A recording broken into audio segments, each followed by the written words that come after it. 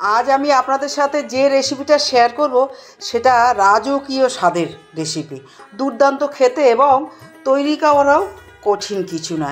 এর জন্য লাগবে পটল আর পনির, পুর দেব না কিন্তু। যাই হোক, আমি ধীরে ধীরে বলবো। আমার ভিডিওটা প্রথম থেকে শেষ পর্যন্ত দেখতে থাকুন এবং আমার ভিডিওটা ভালো লাগলে অবশ্যই লাইক কমেন্ট করবেন এবং আমার চ্যানেলটিকে সাবস্ক্রাইব করার বিশেষ অনুরোধ রইল। সবার আগে আমি একটা মশলা তৈরি করে নেব। তা সরিয়ে রাখি। মিক্সিং জার নিলাম, একটা মাঝারি সাইজের টমেটো নিয়েছি, এটা ছোট করে কেটে নিয়েছি। ওই টমেটোর টুকরোগুলো দিয়ে দিলাম। আর দেখুন, দুটো কাঁচা লঙ্কা নিয়েছি আর হাফ ইঞ্চি আদা ছোট করে কেটে নিয়েছি, যাতে আমার মিক্সিতে পেস্ট করতে সুবিধা হবে। হাফ চামচ চাল মগজ, হাফ চামচ পোস্ত, সামান্য জল দিলাম। জল দিয়ে এটা পেস্ট করে নিচ্ছি। এবার পটলগুলো রেডি করে নেব। দুটো মুখ প্রথমে বাদ দেব এবং খোসা তুলব। পুরোপুরি খোসা তুলব না, যতটা খোসা তুলব এরকম ততটাই রেখে দেব। মানে একটা অংশ খোসা তুলবে আর একটা অংশ আবার রয়ে যাবে, এরকমভাবে পটলটা আমি খোসা তুলে নেব। এই এবারে দুটো মুখ অল্প অল্প চিড়ে দেব। সবকটা পটল খোসা তুলে মুখগুলো কেটে নিয়েছি। এবার ভালো করে ধুয়ে নিয়ে গ্যাসের কাছে চলে যাব।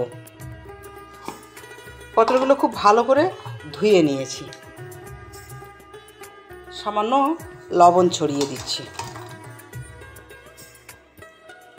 সামান্য হলুদ। লবণ আর হলুদ দিয়ে পটলটা একটু মাখিয়ে নিচ্ছি। নুন হলুদ মাখিয়ে নিয়েছি। এবার গ্যাসের কাছে যাব। গ্যাসের উপর কড়া চাপিয়েছি। এবার তেল দিয়ে দিচ্ছি। গ্যাসের হিটটা এখন মিডিয়াম করে দিচ্ছি। পটলগুলো দিয়ে দেব।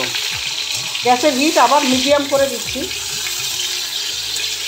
মিডিয়াম হিটে এটা উল্টে পাল্টে ভালো করে ভেজে নিতে হবে। দেখুন, পটলগুলো নাড়ি চাড়ি ভাজা হয়ে গেছে। এবার এগুলো আমি তুলে নিচ্ছি। যে তেল আছে এই তেলেতেই হয়ে যাবে। একটা ফোড়ন দেব, দুটো শুকনো লঙ্কা, একটা তেজপাতা, হাফ চামচ জিরে আর গোটা গরম মশলা, তিনটে লবঙ্গ, একটা দারচিনি আর দুটো এলাচ, এগুলো ফোড়নের মধ্যে দিয়ে দিলাম। গ্যাসের হিট একদম লোতে রেখেছি। দেবো হাফ চামচেরও কম চিনি।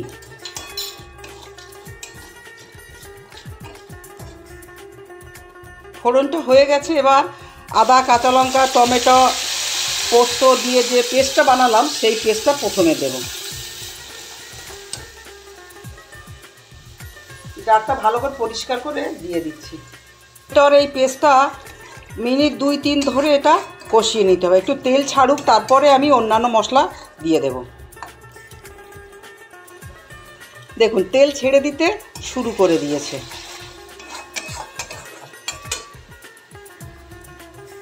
এখন হাফ চামচ ঘি দিয়ে দিচ্ছি। আরও কিছু মশলা অ্যাড করব। ছোট চামচের হাফ চামচ ধনের গুঁড়ো দিলাম, হাফ চামচ কাশ্মীরি লঙ্কার গুঁড়ো, হাফ চামচ জিরের গুঁড়ো, হাফ চামচের কম হলুদের গুঁড়ো। আর এখনই দিয়ে দেব খুব কম কসৌরি মেথি। এই মশলাটা আবার খুব ভালো করে নেড়ে দিচ্ছি। সামান্য জল দেব, তবে এখন একদম ঠান্ডা জল নয়, অবশ্যই এটা গরম জল দিতে হবে। পাশের ওভেনে আমার জল ফুটছে, সেটা থেকে এই অল্প জল দিয়ে দেব, যাতে করে মশলাটা কোনো রকমভাবে পুড়ে না যায়। যদি কোনো রকমভাবে মশলা কড়ার গায়ে লেগে যায় বা ধরে যায়, তাহলে কিন্তু পুরো স্বাদটাই নষ্ট হয়ে যাবে। সেদিকে অবশ্যই খেয়াল রাখতে হবে। তাই সামান্য জল দিয়ে দিলাম, যাতে মশলাটা কোনো রকমভাবে পুড়ে না যায়। দিয়ে আবার এটা মিনিট 2 ধরে লো হিটে তেলটা ছাড়া পর্যন্ত অপেক্ষা করব। মশলা থেকে তেল ছেড়ে দিয়েছে। এখন যে পনিরটা দেখিয়েছিলাম সেটা আমি গ্রেট করে নিয়েছি। পনিরটা গ্রেট করে এবার মশলার মধ্যে দিয়ে দিলাম। দিয়ে এটা এরকম লো হিটে আবার 1 মিনিট মতো নেড়ে নেব।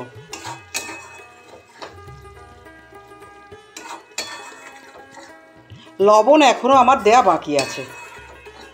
লবণটা আমি একটু পরে দেব। এখন দেব 1 চামচ ফেটানো টক দই। ফেটানো টক দই দিয়ে কয়েক সেকেন্ড মাত্র নেড়ে নেব। হয়ে গেছে, এখন জল দেব এবং সেটা অবশ্যই গরম জল।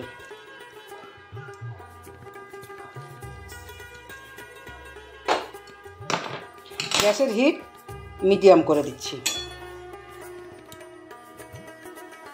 গ্রেভিটা ফুটে উঠেছে, এখন ভেজে রাখা গোটা পটলগুলো দিয়ে দেব।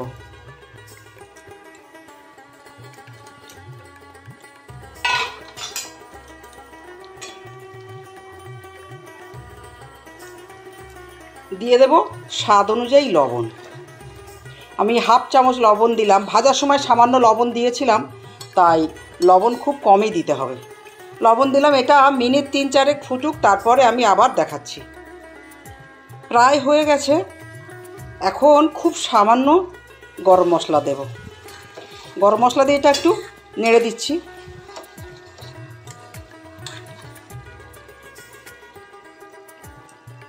এখন ঢেকে দেব আর গ্যাসের ফ্লেম অফ করে দেবো। এভাবে মিনিট 5 রেখে দেবো সমস্ত স্বাদটা রেসিপির মধ্যে সেট হয়ে বসার জন্যে।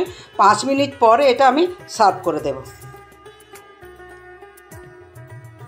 এখন পনির পটলটা সার্ভ করে দিচ্ছি।